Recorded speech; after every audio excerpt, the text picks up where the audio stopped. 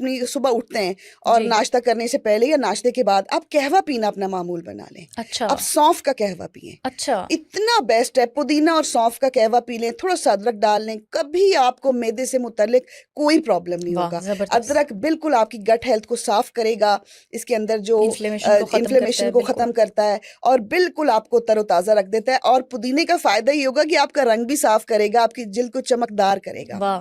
آپ نے پانی بوائل کر لیں, پانی کے اندر آپ نے تھوڑی سی سونف ڈالنی ہے, دار چینی کا ایک ٹکڑا ڈالیں, تھوڑا سا آپ نے اجوائن کی چٹکی ڈالیں, ساتھ آپ جو ہے وہ منٹ ڈال دیں, پودینہ جو ہوتا ہے, اور اس کو اچھی طرح جوش دے لیں.